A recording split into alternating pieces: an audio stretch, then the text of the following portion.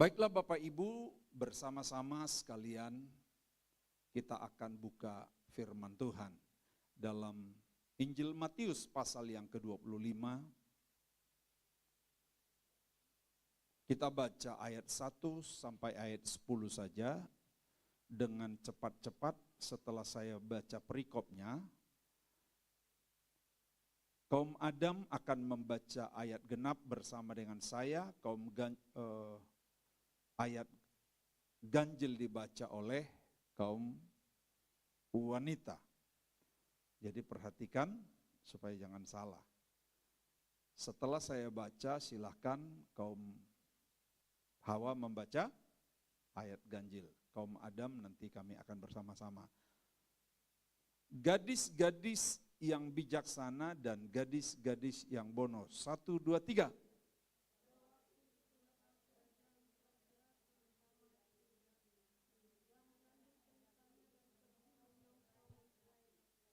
Lima di antaranya bodoh dan 5 bijaksana.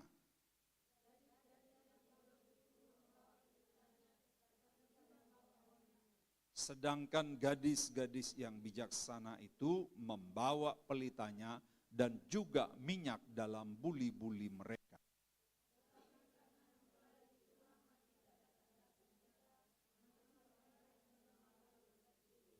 Waktu tengah malam terdengarlah suara orang berseru, "Mempelai datang, songsonglah dia."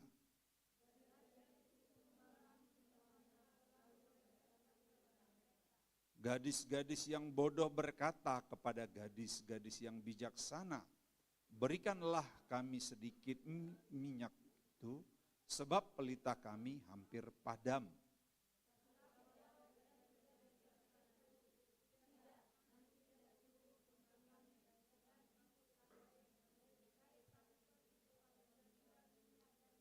Sama-sama, akan tetapi waktu mereka pergi untuk membelinya, datanglah mempelai itu, dan mereka yang telah siap sedia masuk bersama-sama dengan dia ke ruang perjamuan kawin, lalu pintu ditutup. Demikian pembacaan firman Tuhan. Tema kita hari ini berbicara tentang pelita. Pelita harus tetap menyala. Dalam perumpamaan ini, Tuhan Yesus sendiri yang membuat perumpamaan. Ternyata Tuhan Yesus ini juga ahli dalam membuat perumpamaan untuk mengkiaskan sebuah tujuan, maksud yang mulia. Dia menggambarkan bahwa kerajaan surga itu tentang 10 gadis. Berapa? Ada 10 gadis. Tetapi dari 10 gadis ini dia membagi ada 2. Seperti 2 bagian. Disebut yang pertama adalah gadis yang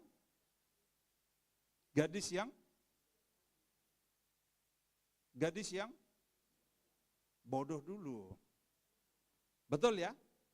Gadis yang bodoh dan gadis yang bijaksana. Kita di sini semua bijaksana. Amin. Disebut ada menjadi gadis yang bijaksana bukan karena dia sekolah tinggi. Apa kalau istilahnya dibuat sekolah tinggi apa itu kan? Kalau sekolah tinggi akuntansi ada STAN. Kalau sekolah tinggi ekonomi ada STIE. Kalau sekolah tinggi komputer ada STIK.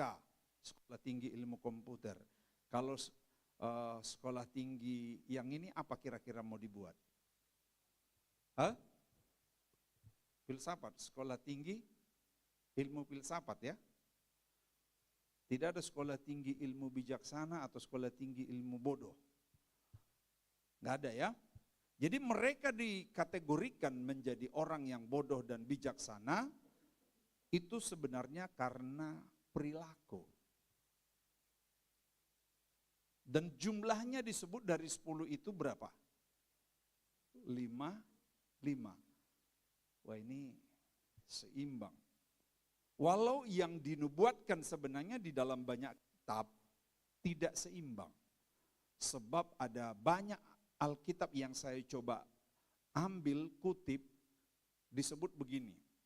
Sebab masuklah melalui pintu yang sesak itu, karena lebarlah pintu dan luaslah jalan menuju kebinasaan. Artinya sebenarnya bukan 5:5. Karena lebih lebar yang bodoh, yang mau masuk dalam jalan yang lebar. Enggak mau tantangan, enggak mau pergumulan, enggak mau cari minyak, enggak mau bayar harga. Itu yang disebut sebab lebarlah jalan menuju kebinasaan. Dan banyak orang yang masuk di situ. Kalau 10 berarti mungkin yang masuk ke situ 8K, 7K, yang pasti di atas 5. Tetapi disebutkan lagi, karena sesaklah pintu dan sempitlah jalan yang menuju kepada kehidupan. Dan sedikit orang yang berjalan di situ. Jadi orang yang mau bayar harga itu enggak banyak. Maunya mereka itu yang instan. Maunya mereka itu yang cepat. Coba orang bodoh itu dengan orang bijaksana bukan begitu saja itu datang minyaknya. Tapi ada upaya, betul? Apa upaya untuk mendapatkan minyak tadi di situ? Hah? Pergi. Kan pergi dulu. Kemudian beli, itu bicara harga. Cuman tidak mau disebutkan berapa harga yang dibayar. Tapi ada harga yang dibayar mulai dari capeknya dan juga finance, keuangan. Nah, jumlahnya pun bukan, ada ayat lain lagi yang berkata, banyak yang dipanggil, berarti bukan 50-50, sedangkan ini 50. Nah, Tuhan sebenarnya ingin berharap supaya lebih banyak orang yang terpilih, jangan hanya sekedar terpanggil. Jangan hanya sekedar ikut-ikutan menyandang gelar gadis. Gadis di sini bukan soal feminim, bukan soal jenis kelamin. Tapi gadis di sini mengisyaratkan atau menggambarkan kesiapan gereja dalam menyambut kedatangan Tuhan sebagai mempelai. Katakan amin. Jadi kita ini semua adalah gadis. Kita semua ini dikiaskan sebagai mempelai wanita yang sedang merias diri, memekap diri untuk menyongsong kedatangan mempelai pria. Semua kita dikiaskan seperti seorang mempelai yang menanti-nantikan kedatangan Kristus. Apa yang membedakan mempelai yang bodoh dan mempelai yang bijaksana? Atau ayat ini berkata, gadis yang bodoh dengan gadis yang bijaksana. Ini bukan perkataan saya, ini perkataan Yesus. Sampai dia memberi label.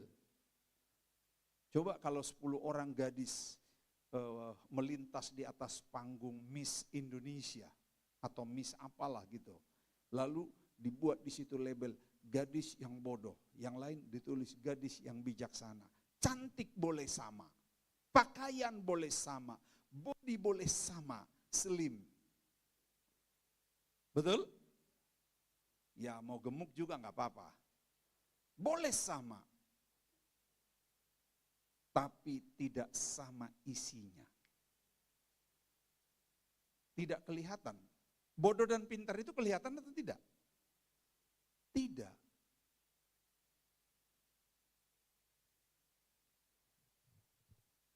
Mereka sama-sama gadis, mungkin sama-sama Kristen, mungkin sama-sama beribadah, mungkin juga sama-sama melayani. Mungkin sama-sama punya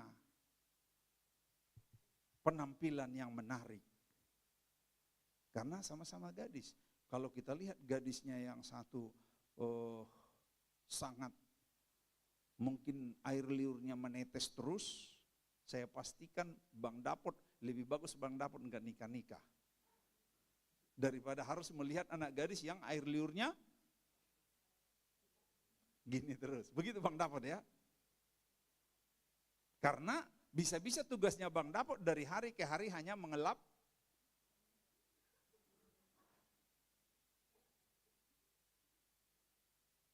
Jadi tidak bisa terlihat, tapi apa yang membedakan antara gadis bijaksana dan gadis yang bodoh?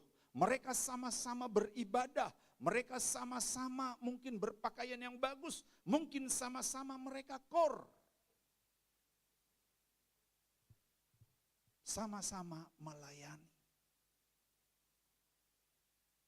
Karena itu hanya bagian dari luar yang tidak bisa dilihat. Luarnya saja kan melayani, tapi yang soal bijaksana, soal bodoh sulit dibedakan.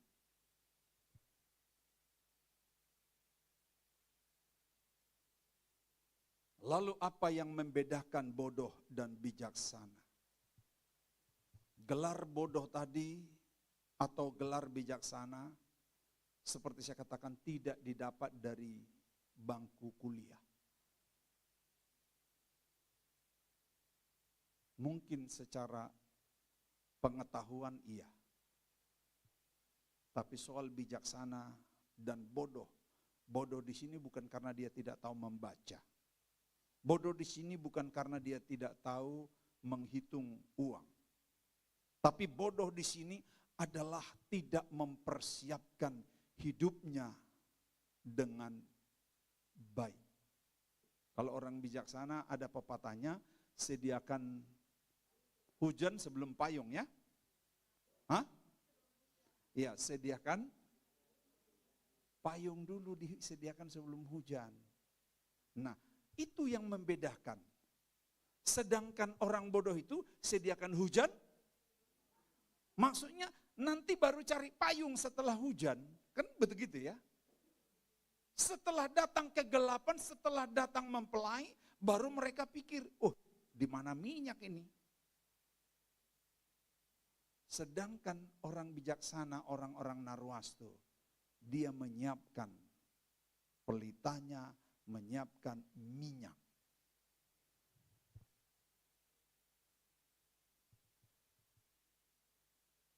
Gelar bodoh maupun bijaksana itu bukanlah sebuah warisan. Jadi tidak ada warisan yang langsung didapat dari papa dan mama kita diberi label, wih Charles anak bijaksana atau Charles anak yang bodoh. Dari mana datangnya? Karena diwariskan. Seperti warisan ningrat, seperti warisan apalagi warisan kalau di Yogyakarta itu, kalau itu gubernur Yogyakarta kan nggak pernah diperebutkan ya. Betul ya? Itu langsung diwariskan. Jadi nggak ada pemilihan gubernur di Yogyakarta. Karena ada kebijakan khusus diatur oleh undang-undang. Tetapi warisan bodoh dan bijaksana itu tidak didapat. Bukan didapat dari papa dan mama. Walau papa dan mama itu berperan untuk mengerahkan anak-anaknya menjadi orang yang bijak atau menjadi orang yang bodoh. Ada pepatah dunia juga berkata, buah itu jatuh, itu maksudnya gimana itu? Katakanlah ada pohon kelapa, tingginya 20 meter. Dia jatuh, tidak jauh dari. Maksudnya bagaimana? Jadi kalau orang tuanya pintar, anaknya pintar.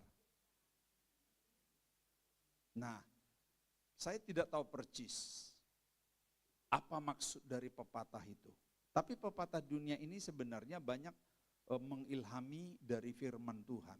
Supaya kita pun orang tua, untuk selalu bijaksana, tidak mengiyakan selalu apa yang kita lihat, apa yang kita dengar, baik dari orang sekeliling maupun dari anak-anak kita. Kita yang lebih bijaksana untuk memfilter apa yang terjadi, apa ini sebenarnya. Peribahasa ini Bapak Ibu Saudaraku walaupun tidak mutlak tetapi ada betulnya. Jadi apa yang membedakan bodoh dan bijaksana? Yaitu perilaku. Sama-sama katakan perilaku. Dari perilakunya kita akan tahu dia masuk kategori bijaksana atau masuk kategori yang satu. Bukan saja perilaku, dimulai dari berpikirnya, cara berpikir. Perilaku ditentukan cara kita berpikir. Nah, kita udah gereja kita udah ikut SC 2 malam 3 hari ya di Bogor. Di SC itu kita sudah dilatih bagaimana merespon segala sesuatu. Jadi yang terjadi di sekeliling kita itu mau salah benar ditentukan oleh respon. Nah, respon itulah yang menentukan kita bijaksana atau tidak. Kalau respon kita asal sembarangan, wah berarti kita masuk kategori yang satu. Tapi kalau respon kita benar, respon kita baik, respon kita hati-hati, itu yang akan membuat kita masuk kategori yang bijaksana. Yang salah bukan persoalan yang terjadi di sekeliling kita, tetapi respon kitalah yang menentukan. Karena banyak sekali yang kita dengar. Saya tadi pagi sempat sambil menonton istri saya lagi bikin kopi, saya putar YouTube tentang beberapa komentar di media sosial. Salah satu bagaimana menyikapi perpolitikan nasional, agenda nasional. Kalau dia menyikapi salah, maka dia sedang membangun opini yang salah. Tangkap maksudnya, men? Tapi kalau seseorang atau dia menyikapi dengan benar, maka dia sedang membangun opini yang benar. Nah, karena itu Bapak Ibu, di belakang Bapak Ibu, di belakang anak-anak Tuhan sebenarnya ada banyak orang yang sedang menunggu, yang sedang menanti respon kita. Kita respon yang baik tentang sesuatu atau respon yang negatif tentang sesuatu. Nah, perempuan-perempuan ini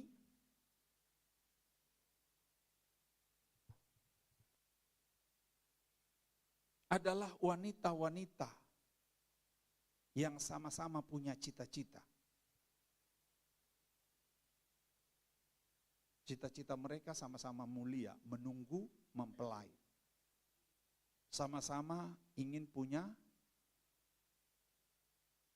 mempelai yang terbaik, pasangan hidup yang terbaik. Tapi responnya salah. Pasti semua kita ingin punya cita-cita, masa depan yang terbaik, apapun ekonomi yang terbaik, tapi respon kita salah. Respon kita selalu hanya jadi pengemis. Saya berjumpa dengan seseorang di kampung halaman saya, ketika saya dulu masih di kampung, SMP, SMA, saya sudah lihat dia menjadi tukang beca. Bayangkan itu lebih kurang 35 tahun yang lalu. Dia udah tukang beca. Saya pulang kampung lagi di sana, saya jumpai dia. Dengan bangganya dia bilang, saya yang paling lama di sini narik beca. Sudah berapa tahun? Sudah 40 tahun dia bilang. Berarti sebelum saya mengerti sesuatu, dia udah narik beca. Umur Bapak sekarang berapa? Sudah hampir 70 katanya. Coba. Ini yang disebut dari kenaikan sampai keturunan. Tidak ada peningkatan. Jangan bangga dengan label itu. Terlama, tertua, tersemua. Yang lucunya, yang lain itu kalaupun dia narik becak, becaknya sudah pakai mesin. Dia masih dengan bangga dia dengan mesin.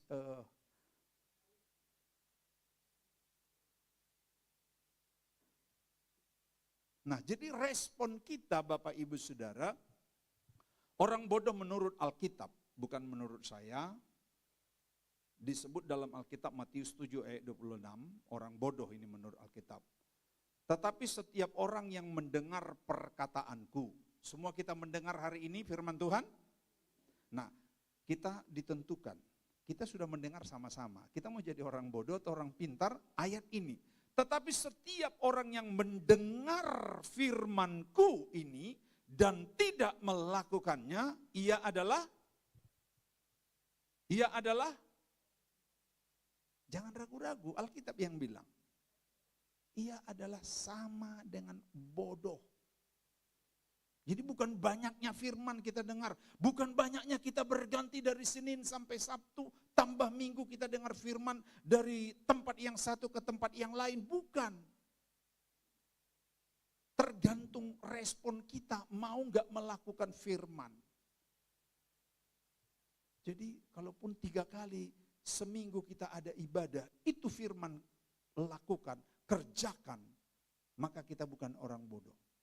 Karena ayatnya jelas.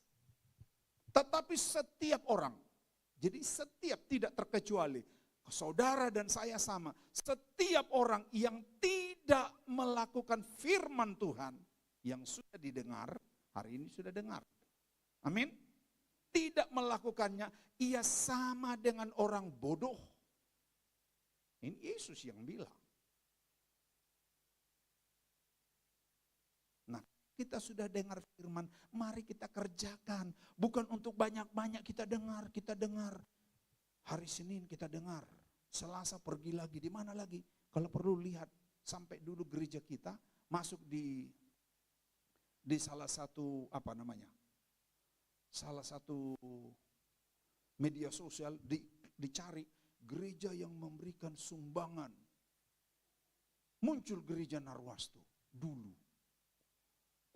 Rame ke sana. Saya dengan semangat saya khotbah karena saat itu udah sampai 300-an orang. Saya kira ini karena cari Injil. Saya kira ini karena cari Tuhan. Apa yang terjadi? Rupanya salah. Mereka bukan cari Injil, mereka bukan cari Tuhan. Mereka cari apa?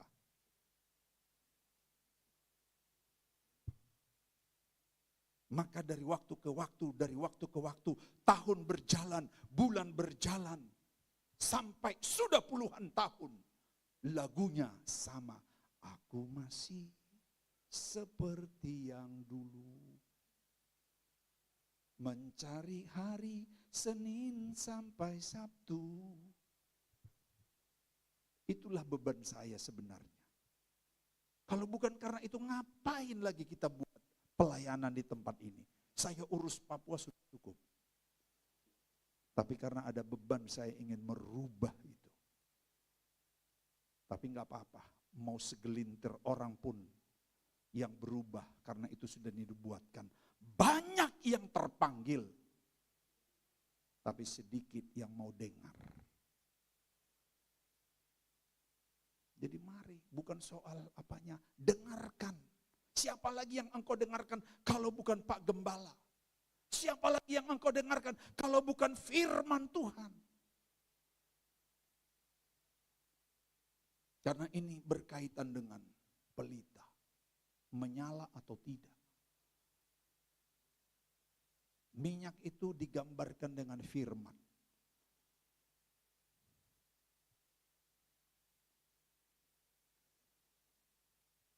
Dan ayat yang kelima dari apa yang kita baca, saya baca kembali. Tetapi karena mempelai itu lama tidak datang-datang juga, mengantuklah mereka semua. Ada kata mengantuk. Siapa yang mengantuk? Siapa yang mengantuk? Yang bijaksana atau yang bodoh? Waduh, ini juga bagian dari respon yang salah ini. Siapa yang mengantuk? Semua. Karena itu bagian dari sifat yang melekat di manusia. Nah ini kan ada yang ngantuk lagi. Coba lihat kiri kananmu, ada yang ngantuk? Maka mengantuklah mereka semua.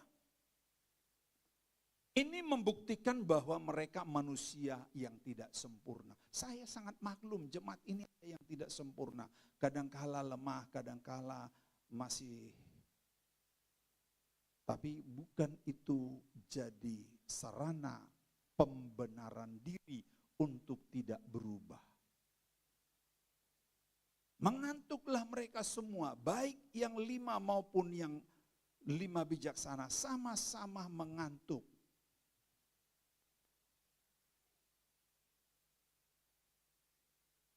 Ketidaksempurnaan dan segala kekurangan gereja mestinya justru membuat kita makin bergantung kepada Tuhan. Makin bergantung, makin bergantung. Mereka mengantuk dan tertidur. Beda mengantuk. Kalau yang mengantuk yang ini. Kalau yang tertidur, kalau yang tertidur pasti. Kalau begini, tadi saya ada lihat. Itu masih lumrah, tapi jangan sampai tertidur. Kalaupun sampai tertidur, nanti ada lagi. Masih kadangkala toleransi.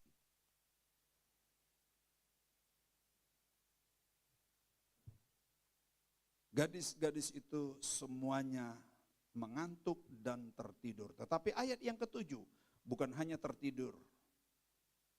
Gadis-gadis itu pun bangun semuanya. Wah, saya kadang-kala kalau mengamati ayat demi ayat, maka susah dibedakan bijaksana dengan bodoh. Sama-sama ngantuk, sama-sama tidur dan tertidur. Bukan tidur, tertidur. Artinya, dan sama-sama bangun. Apa yang membangunkan mereka? Yang membangunkan mereka ada suara yang mereka dengar. Ayat 6. Waktu tengah malam terdengarlah suara orang berseru, mempelai datang, songsonglah dia. Ada suara yang mengingatkan kita. Jangan anggap enteng kalau ada suara yang mengingatkan saudara. Jangan sakit hati kepada orang yang mengingatkan saudara. Justru syukuri kalau ada suara yang mengingatkan kita. Amin. Ada suara yang berseru tengah malam itu. Di tengah-tengah pulesnya engkau tidur. Di tengah-tengah rasa nyamannya engkau. Dengan segala kelemahan-kelemahanmu. Masih ada suara yang mengingatkan engkau. Kembali kepada jalan Tuhan. Kembali kepada kebenaran. Justru mestinya kau nyanyikan. Tuhan, ku ucapkan syukur. Karena firman-Mu agung. Ku kembali pada jalan keselamatan, terlepas dari beban dosa. Firman Tuhan datang di tengah-tengah enaknya kita tertidur, pules, karena lama di penantian. Ada suara yang terdengar tengah malam itu dengan bunyi mempelai datang, songsonglah dia. Karena memang tujuan mereka menunggu mempelai. Tujuan kita menunggu mempelai. Tujuan kita ada di dunia apa? Menunggu kedatangan Tuhan. Menunggu antrian dipanggil Tuhan.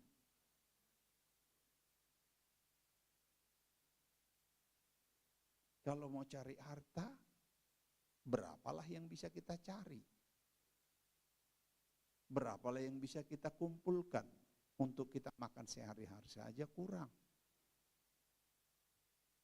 Tapi tujuan kita di sini adalah menanti kedatangan mempelai, menyongsong dia.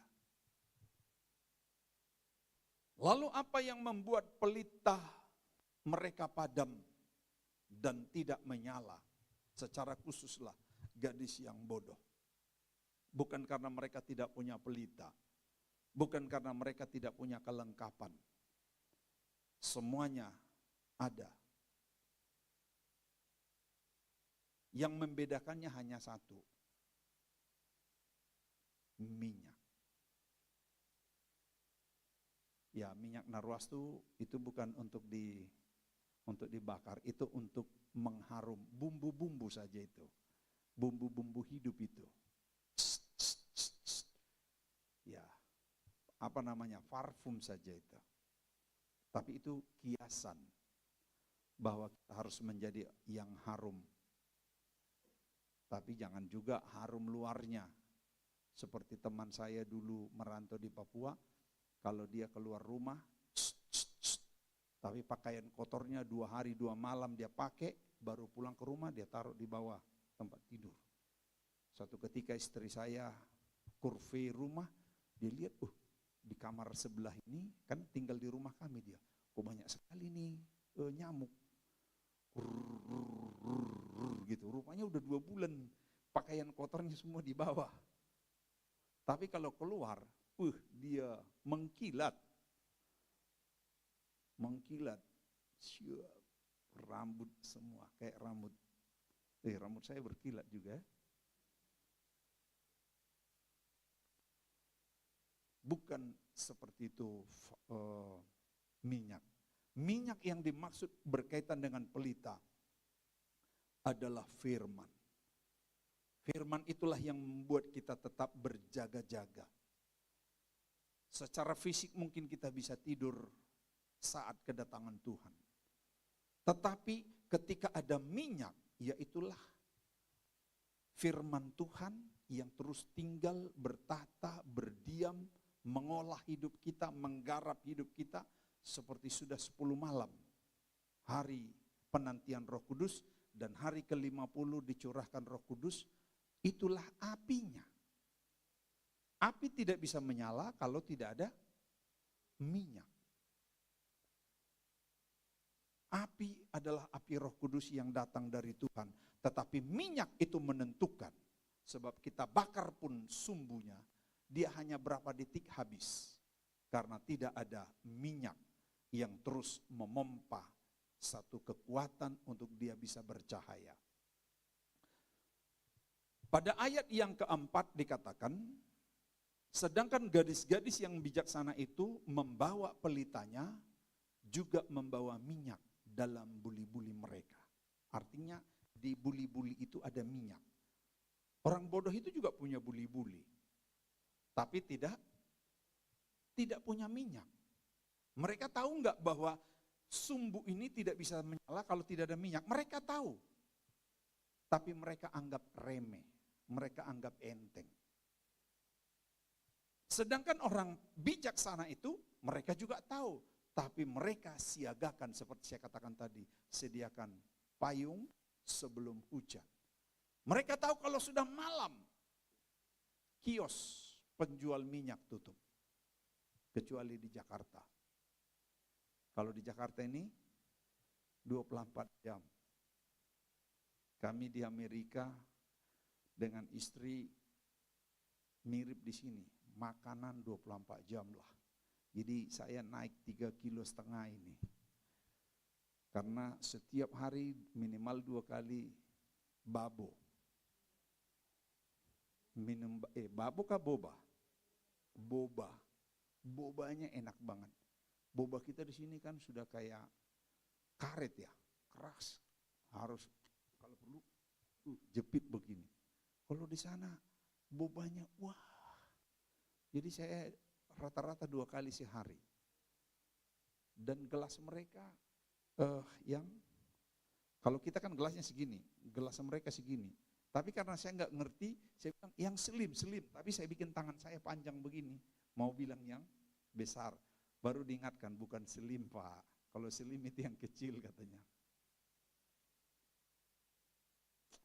Jadi minyak itu sangat penting menentukan seberapa lama dia bisa bertahan menyala.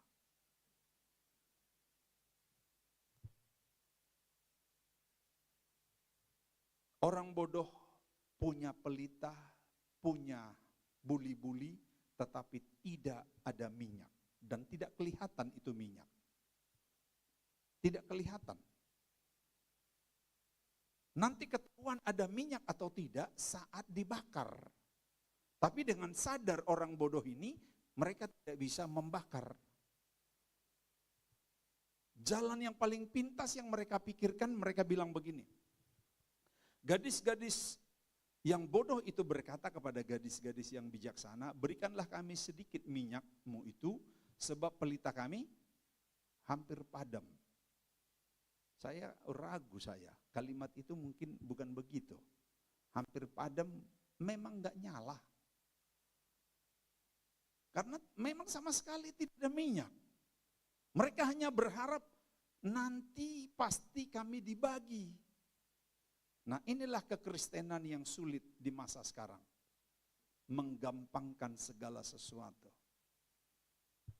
Kristen yang pelin-pelan tidak konsisten.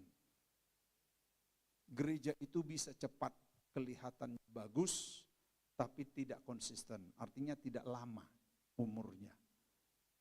Jadi gereja ini kita buat bukan untuk 5 tahun, 10 tahun, 20 tahun. Makanya gereja kalau hanya berpikir dia menyewa, saya bukan menjengkal atau mengapa.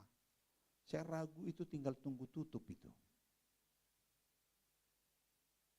Kalau terus menyewa sampai kapan? Makanya hampir semua gereja kita di Papua tidak ada yang menyewa. Beban yang pertama justru kita bilang harus punya tanah. Karena kalau menyewa, kita pun sudah mengalami menyewa. Berapa lama kita menyewa di Lai? 1 kali ibadah 3 juta. Kalau lambat kita 15 menit AC mati. Lambat lagi 15 menit lift mati. Karena kita dulu paling atas di Lai, di Salemba itu. Ngeri banget. Syukur-syukur masih ada uang melanjutkan. Kalau nggak ada kan tutup. Nah, oleh karena itu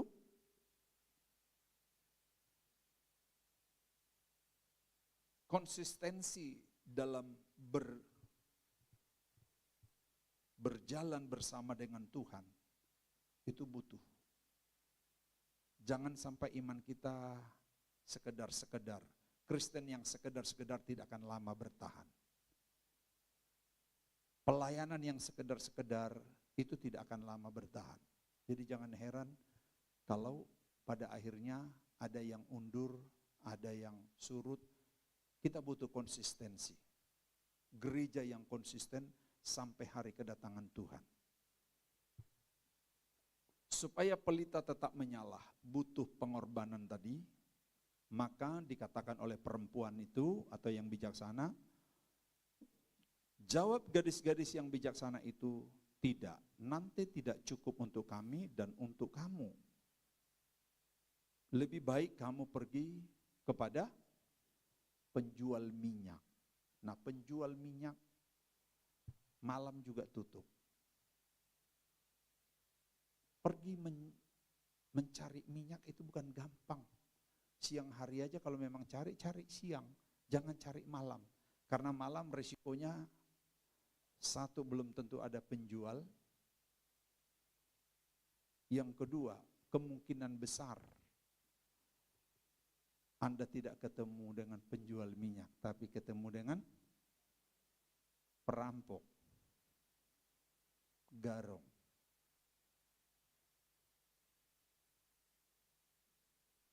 Tetapi ayat yang ke-9, ayat yang ke-10, akan tetapi waktu mereka, siapa?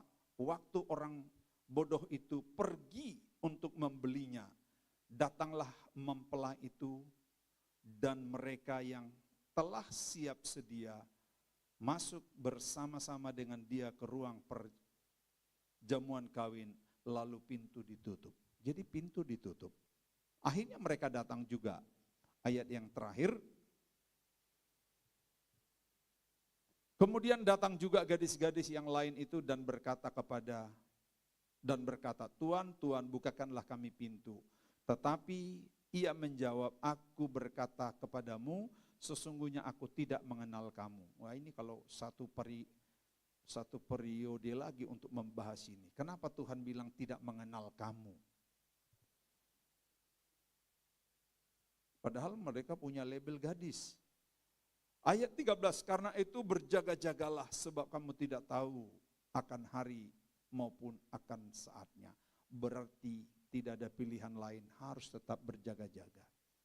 Gereja yang berjaga-jaga, gereja yang waspada, pemuda yang waspada, bapak-bapak yang waspada, ibu-ibu yang waspada, waspada serangan media sosial, waspada serangan apapun. Itu yang akan membuat kita makin dewasa menghadapi masalah. Masalah boleh datang, respon kita yang harus membedakan. Amin. Saya akan akhiri Bapak Ibu Saudaraku. Pelita kita harus tetap menyala dalam situasi apapun, kondisi apapun. Karena Tuhan akan datang. Siaga atau tidak siaga, siap atau tidak siap, Tuhan akan tetap datang. Walaupun sepertinya Tuhan terlalu lama datang, tapi dia akan datang. Karena memang dia berkata, dia datang seperti pencuri di saat orang lain terlelap. Gereja Tuhan, gereja Narwastu sedang dipersiapkan Tuhan untuk mengingatkan, memberi warning, sekaligus bersuara. Gereja kita harus bersuara dan berseru. Mempelai datang, songsonglah dia. Tuhan memberkati.